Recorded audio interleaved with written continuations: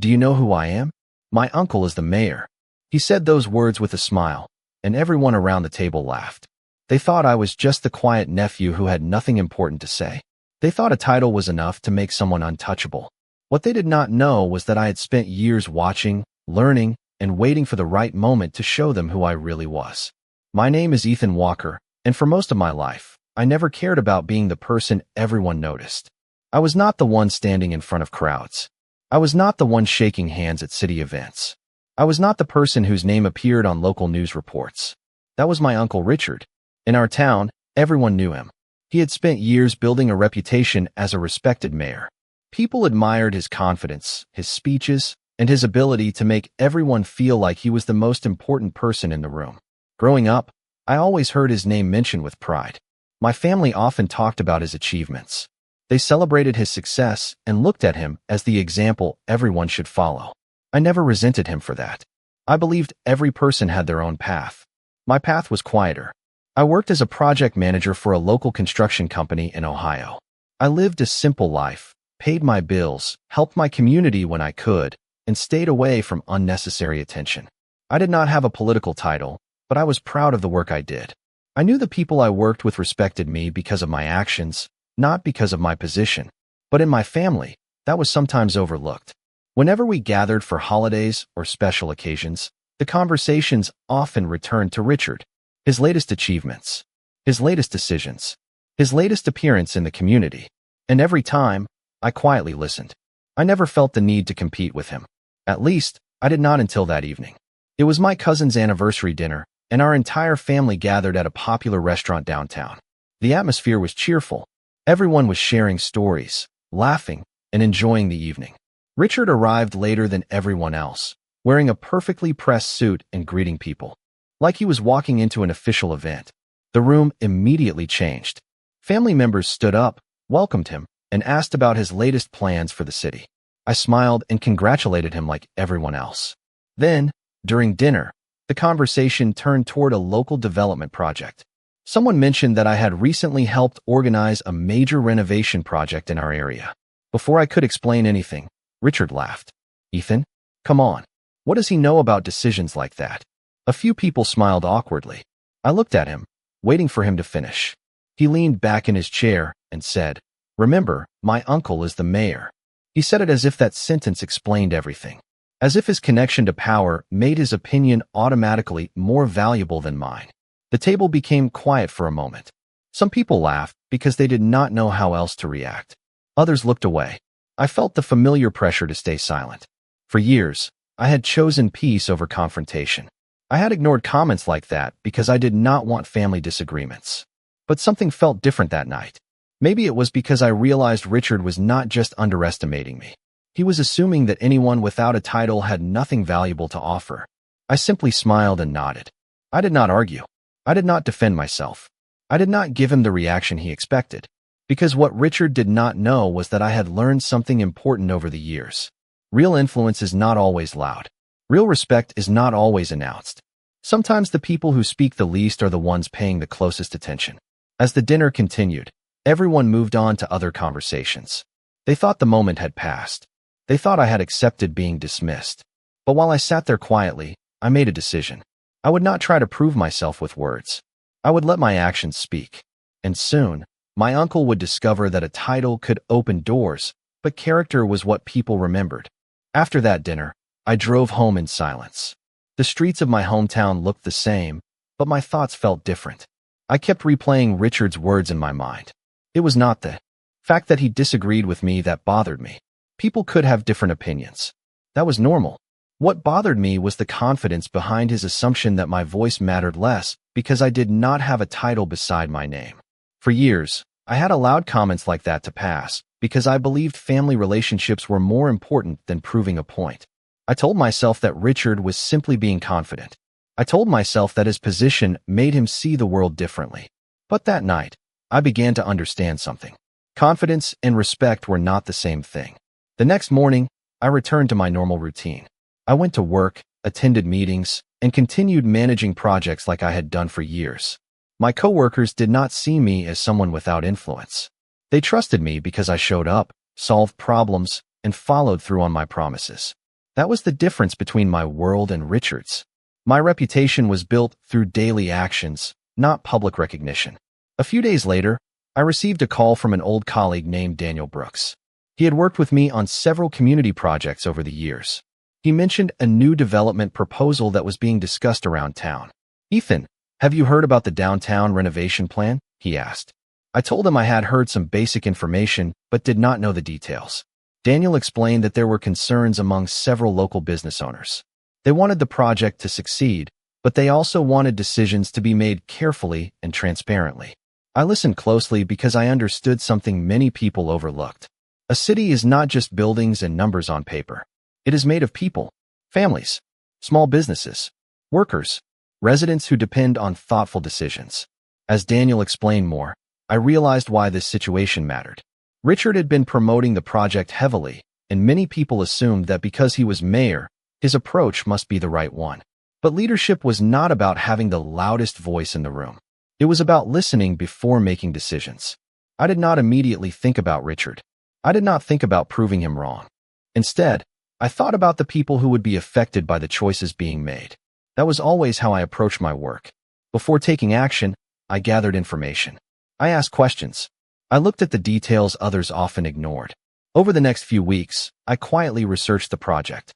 I reviewed public information, spoke with community members, and listened to different perspectives. I was not searching for a way to embarrass Richard. I was searching for the truth. But the more I learned, the more I realized there were important questions that needed answers. Questions that many people were afraid to ask because of Richard's position. When my family found out I was looking into the project, some relatives warned me to be careful. They reminded me that Richard had powerful connections and that challenging him could create unnecessary problems. I understood their concerns. Richard was respected.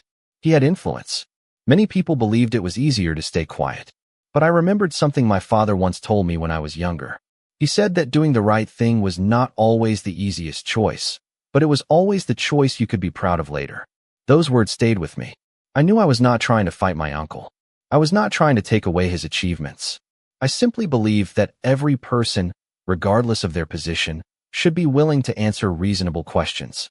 The same person who laughed at me because I did not have a title had no idea that I was now looking at the very thing he valued most, his reputation.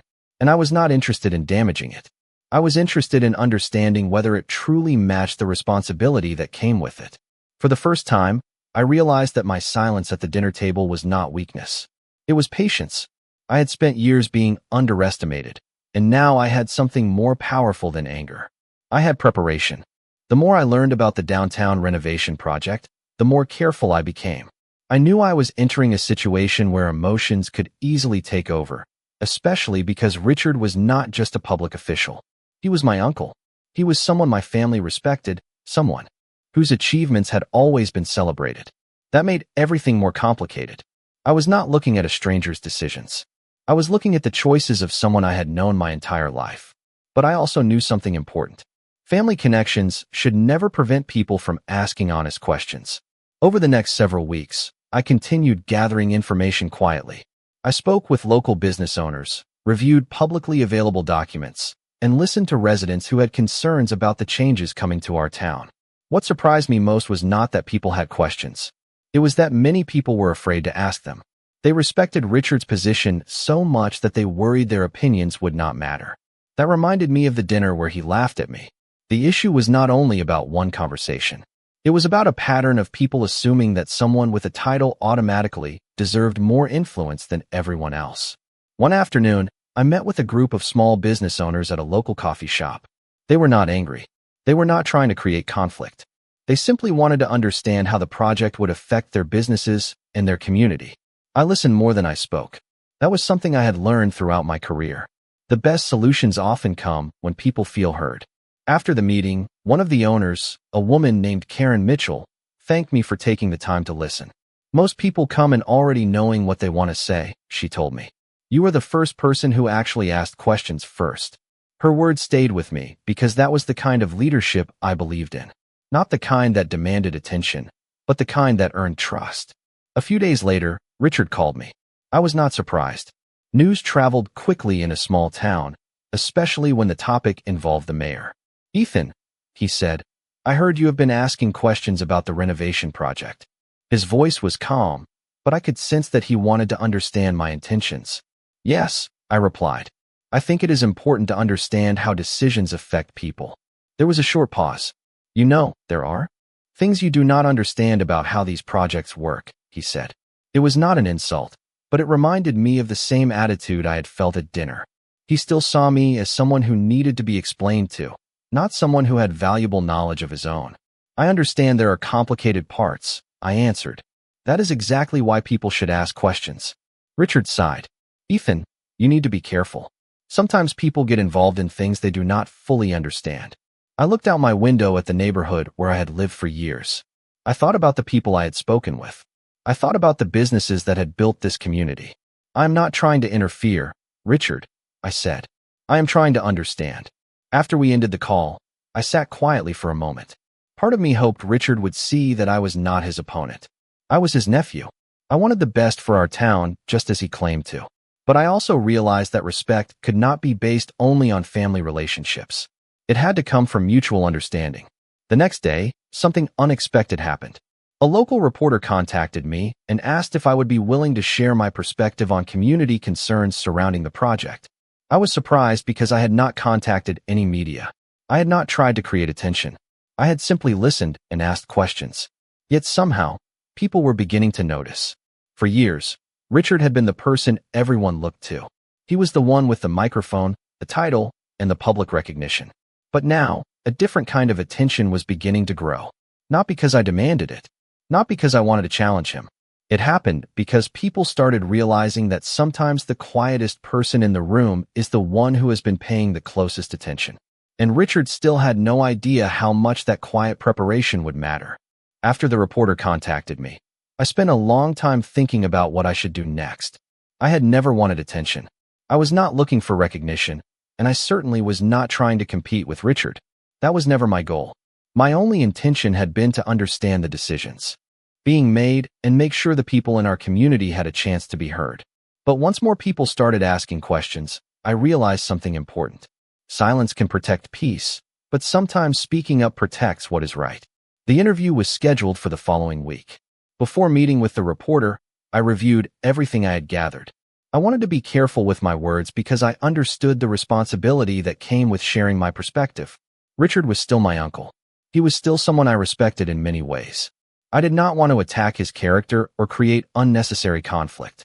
I simply wanted to discuss the concerns that many residents had shared with me. During the interview, the reporter asked why I became involved. I thought about the easiest answer, but I chose the honest one. I became involved because people wanted to be heard, I said. A community works best when everyone feels comfortable asking questions. The reporter asked if I believed Richard had made mistakes. I paused before answering. I believe every leader has difficult decisions to make. The important thing is whether those decisions are made with enough information and whether people feel included in the process. I was careful because my purpose was not to embarrass anyone. I wanted people to focus on the issue, not the personalities involved. After the interview was published, I received several messages from residents thanking me for bringing attention to their concerns. Some people shared their own experiences. Others simply said they appreciated someone taking the time to listen. It was a reminder that people do not always need someone to solve every problem immediately. Sometimes they need someone willing to stand beside them and ask the right questions. Meanwhile, Richard became quieter. We did not speak for several days, which was unusual because our families had always stayed connected. I wondered if he was angry with me. I wondered if he saw my actions as a personal challenge. Then one evening, he called. Ethan, he said, I want to understand something. His voice sounded different from before. It was not the confident voice of a mayor addressing a meeting. It was the voice of my uncle. Why did you go this far? He asked. I took a moment before responding. Because I did not think anyone else was asking the questions that needed to be asked. There was silence. Then he said something I did not expect. You know, when we were younger, I always thought you were too quiet. I smiled slightly. A lot of people think that. I thought being quiet meant you did not have strong opinions, he continued. Maybe I was wrong. Hearing those words surprised me. For years, Richard had mistaken my calm nature for weakness. He had assumed that because I was not the loudest person in the room, I had nothing important to contribute. But he was beginning to understand something I had always known. Listening was not the absence of strength. Sometimes listening was what allowed someone to see the full picture. "Richard," I said, "I never wanted to embarrass you. I never wanted to make this personal." "I know," he replied. "That is what has been bothering me. You were not trying to fight me. You were trying to do what you thought was right." That conversation did not solve everything. There were still unanswered questions. There were still different opinions. But for the first time, Richard was not speaking to me as someone beneath him. He was speaking to me as an equal. A few days later, the city held a public meeting about the renovation project. Residents attended, asked questions, and shared their concerns. I sat quietly in the audience, listening like I always had. But this time, something was different. People were no longer looking at me as the mayor's nephew. They were looking at me as Ethan Walker, a person with his own voice, a person who had earned his place in the conversation. And as I watched Richard step forward to address the crowd, I realized something had changed. The man who once believed his title gave him all the power was beginning to understand that true leadership came from listening. But neither of us knew yet that the biggest test was still ahead. The public meeting was the moment when everything changed, but not in the way most people expected. I arrived early and sat quietly among the residents, watching people enter the room with questions and concerns they had been carrying for weeks. Some looked nervous. Others looked determined. What stood out to me was that everyone had one thing in common. They cared about the future of our town. They were not there to create conflict. They were there because they wanted to feel included in the decisions that affected their lives. When Richard stepped onto the stage, the room became quiet. For years, people had seen him as the person with all the answers. His position as mayor carried a certain level of respect, and many residents were used to accepting his decisions without question. But that evening felt different. Richard did not begin by talking about his accomplishments. He did not remind everyone of his experience or his position. Instead, he started by acknowledging the concerns that had been raised. It was a small change, but I noticed it immediately. He was listening. The meeting lasted several hours. Residents asked questions about the renovation project, and city representatives provided explanations. Some answers were straightforward. Others required more discussion. But for the first time, the conversation felt balanced. People were not simply receiving information. They were participating. After the meeting ended, several residents approached me.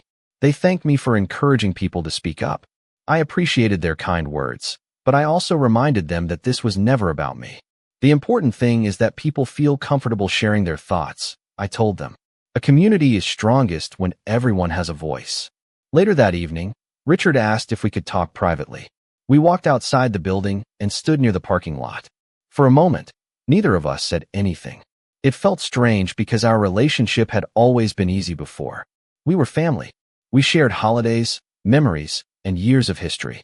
But recently, there had been a distance between us that neither of us knew how to address. Finally, Richard spoke. "I owe you an apology," he said. I looked at him, surprised. "For what?" "For assuming I knew exactly who you were," he answered. "For a long time I thought because you were quiet, you did not have ambition. I thought because you did not seek attention, you did not care about making a difference." I listened carefully. Those words meant something because they showed me he had been thinking about everything that happened. "Richard, I never wanted to compete with you," I said. "I know that now," he replied. "But I think I spent so much time protecting my position that I forgot to listen to the people around me."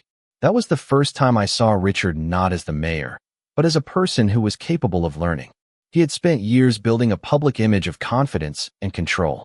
But behind that image was someone who could make mistakes and recognize them. "You know what surprised me the most?" he continued. "You had every reason to make this personal, but you never did." I smiled. "Because it was never about winning against you. It was about making sure people were heard." Richard nodded slowly. "That is something I should have remembered." Our conversation did not erase the past. It did not change the fact that he had underestimated me. It did not change the fact that his words at dinner had hurt. But it created something important, a chance to move forward. Over the following weeks, I noticed changes in the way Richard handled discussions. He asked more questions. He invited more opinions. He spent more time listening before making decisions. People around town noticed it too. Some said the mayor seemed different, more open, more willing to consider perspectives outside his own. I never took credit for that change because people have to choose growth for themselves. All I did was remind him of something he already knew deep down. Leadership was not about standing above everyone else. It was about standing with them. Months earlier, Richard had laughed because he believed his title made him more important. Now, he understood that respect was not something a position could guarantee. It was something earned every day through actions. And while many people thought the biggest change came when I finally spoke up, I knew the real change happened when someone powerful finally decided to listen. After the public meeting, life in our town slowly began to change. It was not a dramatic transformation that happened overnight. There were no headlines announcing that everything was different. Instead, the change appeared in small moments. People started speaking more openly at community gatherings. Residents who once stayed quiet began sharing their thoughts. City discussions became more focused on listening rather than simply making announcements. And I noticed that Richard was no longer trying to prove that he was the smartest person in the room. He was trying to understand what the room was saying. Watching that change was interesting because I knew how difficult it was for someone like Richard to adjust. For years, his identity had been connected to being the person others looked to for answers. Being mayor was not just a job. It had become part of how he saw himself.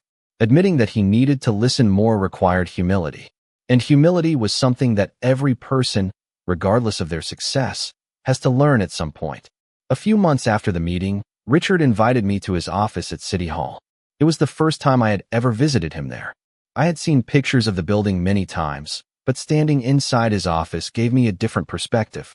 The walls were covered with photographs from community events, awards, and moments from his years of service. It was clear that Richard had dedicated a large part of his life to the town. "I want to show you something," he said as he opened a folder on his desk. Inside were notes from recent community meetings. I looked through them and noticed something different. Many of the notes were questions from residents. Richard had written comments beside them, making plans to follow up. "I used to think leadership meant having the answers," he said. "Now I think it means knowing which questions need to be asked." I smiled because that was the exact lesson I had been trying to communicate. But I also knew Richard had to discover it himself. No one can force another person to change. They have to see the reason for themselves. "You know," Richard continued, "I spent years believing people respected me because of my position. But lately, I have realized people respect me when they believe I respect them." That statement stayed with me because it applied to more than just politics. It applied to families, workplaces, and friendships. Too often, people confuse authority with connection. They think being in control means being respected. But real respect comes from trust. During our conversation, Richard also brought up the dinner where he laughed at me. "I think about that night more than I would like to admit," he said. "I was so focused on showing everyone that I was important that I forgot to recognize your importance." Hearing him say that meant something. Not because I needed him to admit he was wrong, but because it showed he finally understood the deeper issue. The problem was never that Richard was successful. I was proud of many things he had accomplished. The problem was believing success gave him permission to dismiss someone else. "Richard," I said, "I never needed you to see me as someone more important than you. I just needed you to see me as someone equal." He nodded. "I understand that now." Over the next several months, our relationship changed in ways I never expected. We started talking more often, sometimes about serious issues, sometimes about ordinary things. We talked about family memories, old stories, and the things we had missed while being focused on our own perspectives. I realized something important during that time. Forgiveness does not mean pretending nothing happened. It means choosing not to let one painful moment define every moment that comes after it. I still remembered the night Richard laughed at me. I still remembered how small I felt sitting at that table. But I also remembered what happened afterward. I remembered that I found my voice. I remembered that people listened when I spoke. And I remembered that even someone who seemed to have all the power in the room could still learn something new. Richard once believed his title made him untouchable. But life has a way of teaching everyone the same lesson. A position can give you attention. A reputation can open doors. But only character can make people truly respect you. And that was the lesson my uncle finally understood. After everything that happened with Richard, I thought our relationship would become better, but I never expected it to become stronger than it had been before. For years, we had been connected by family, but we had not always truly understood each other. We shared holidays, conversations, and memories, yet there were things we never said. Sometimes the people closest to us are the ones we assume we already understand. We forget that even family members continue to grow and change. Over time, I began noticing small differences in Richard. He no longer entered every conversation with the expectation that people would agree with him. He asked for opinions before making decisions. He listened carefully when residents spoke. But the biggest change was not something the public noticed. It was the way he treated the people closest to him. He became more patient, more willing to admit when he did not have all the answers. That included me. One afternoon, Richard invited me to a family gathering at his home. It was the first large family event we had attended together since the night he laughed at me. I knew some relatives still remembered what happened. I also knew some people wondered whether things between us had really changed. When I arrived, Richard greeted me with a smile. "I am glad you came," he said. Those simple words meant more than he probably realized. The evening was relaxed. Everyone shared stories, ate dinner, and talked about life. At one point, my cousin brought up the renovation project and mentioned how different the conversations around town had become. She looked at me and said, "You really changed the way people thought about speaking up." I smiled and shook my head. It was never about me changing anything. People just needed a chance to be heard. Richard heard that and nodded. "That is something I had to learn," he said. "Sometimes the person who says the least is the person who notices the most." It was a meaningful moment because I knew how difficult it was for him to say that. Richard had built his entire public identity around confidence. Admitting that he had something to learn showed a level of strength that many people never see. Later that evening, we sat outside while the rest of the family continued talking inside. Richard looked out at the neighborhood and said, "You know, I spent a lot of years thinking people respected me because of what I achieved." I listened quietly. But achievements do not mean much if people do not feel respected by you. I appreciated his honesty, because that was the lesson I had hoped he would understand. Not that he was wrong for being successful, not that he should stop being ambitious, but that success should never become a reason to look down on others. "I think I also learned something," I told him. "I spent years avoiding conflict because I thought keeping quiet was the best way to keep peace." Richard looked at me. "And now?" I smiled. "Now I think real peace comes from being honest, even when the conversation is uncomfortable." He nodded. We both understood that our relationship had changed because we were finally having real conversations instead of pretending everything was fine. The funny thing was, the moment Richard had laughed at me was the same moment that started this entire journey. At the time, I thought it was only a painful family memory. I did not realize it would become the moment that pushed me to discover my own confidence. I learned that being underestimated can be a strange gift. It forces you to decide whether you need someone else's approval or whether you are willing to trust yourself. I no longer needed Richard or anyone else to see my value before I believed in it. That was the biggest change. Before, I measured myself by how others viewed me. After everything happened, I measured myself by the values I lived by. Integrity, patience, responsibility, kindness. Those things did not come with a title, but they lasted longer than any position ever could. Richard was still the mayor. He still had responsibilities and challenges. But now, he understood something he had once overlooked. Leadership was not about standing above people. It was about standing with them. And for the first time in many years, my uncle and I were not separated by a title. We were simply two family members who had learned something important from each other. Months passed after that family gathering, and I found myself thinking about how different everything felt. If someone had told me a year earlier that Richard and I would eventually have conversations based on understanding instead of pride, I probably would not have believed them. At one point, I thought the distance between us was too deep to repair. I thought some moments were impossible to move past. But I learned that people can change when they are willing to look honestly at themselves. And sometimes, the most unexpected growth comes from the moments that hurt us the most. Life in our town continued moving forward. The renovation project was completed, and the community saw positive changes that came from months of conversations, planning, and cooperation. What made me happiest was not the final result itself. It was seeing people realize that their voices mattered. Residents who once stayed silent became more involved. Small business owners felt more connected to local decisions. Neighbors who had never attended a city meeting before started showing up and sharing their ideas. That was the real success. It was never about one person getting credit. It was about people working together. Richard often talked about that lesson whenever he spoke at community events. He never mentioned my name as someone who challenged him. Instead, he spoke about the importance of listening. He talked about how leaders could learn from the people they served. The first time I heard him say those words publicly, I felt something I did not expect. I felt proud of him, not because he had changed his opinion to match mine, but because he had become willing to grow. That was something I respected. One weekend, Richard and I took a walk through the downtown area.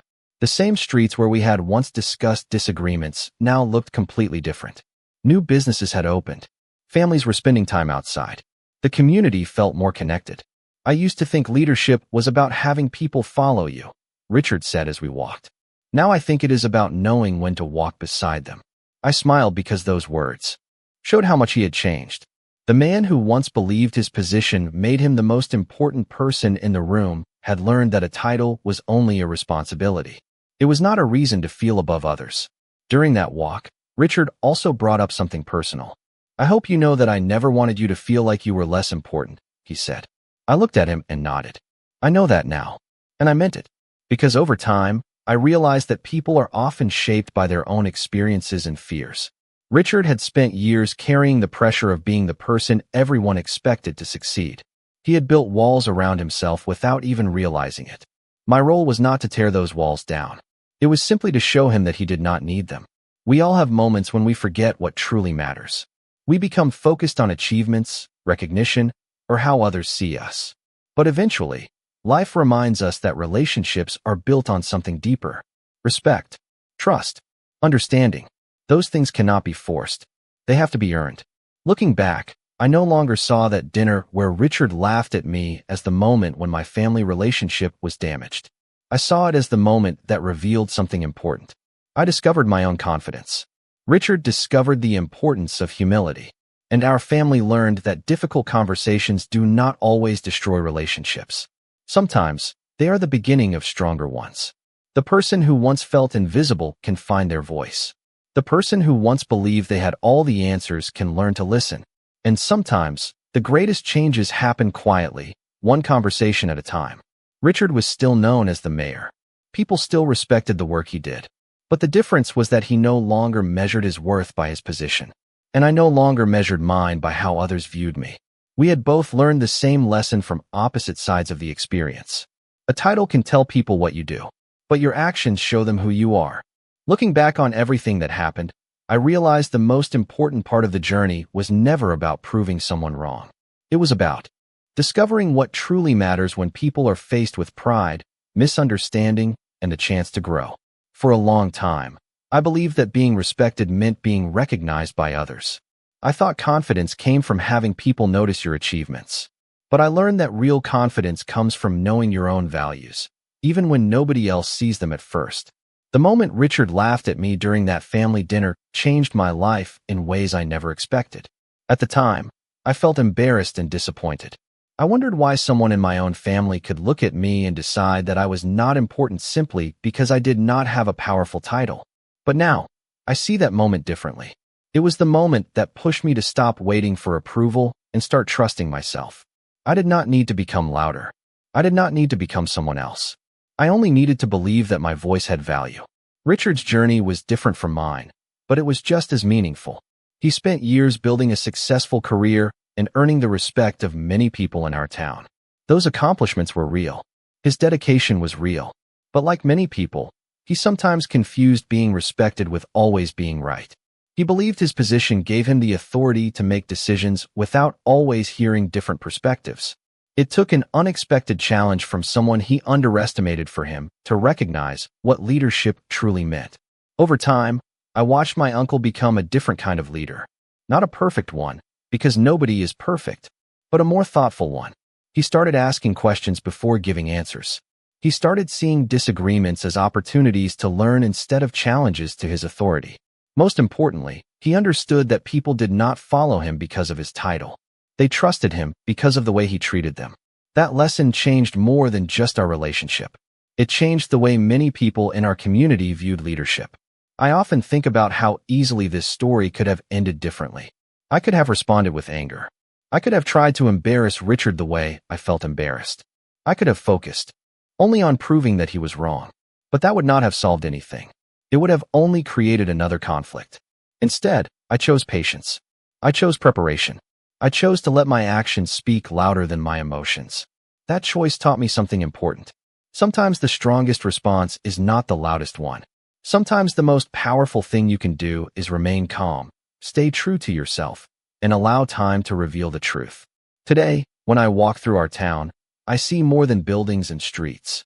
I see a community where people became more willing to participate. I see neighbors who learned that their opinions mattered. I see a place where conversations became more open because people understood that respect works both ways. And when I see Richard at family gatherings now, things feel different. We still joke with each other. We still disagree sometimes. But there is a level of understanding between us that was missing before.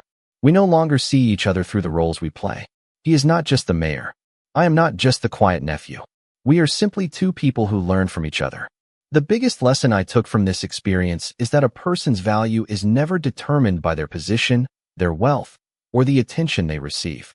A title can make people notice you for a moment, but kindness, integrity, and the way you treat others are what people remember.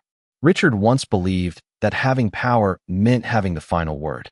I once believed that staying quiet was the easiest way to avoid conflict. We were both wrong in different ways. He learned that leadership requires listening. I learned that confidence requires speaking when something truly matters. In the end, neither of us walked away as a winner and a loser. We walked away as two people who became better because of a difficult moment. And sometimes, the greatest changes in life begin when someone underestimates you.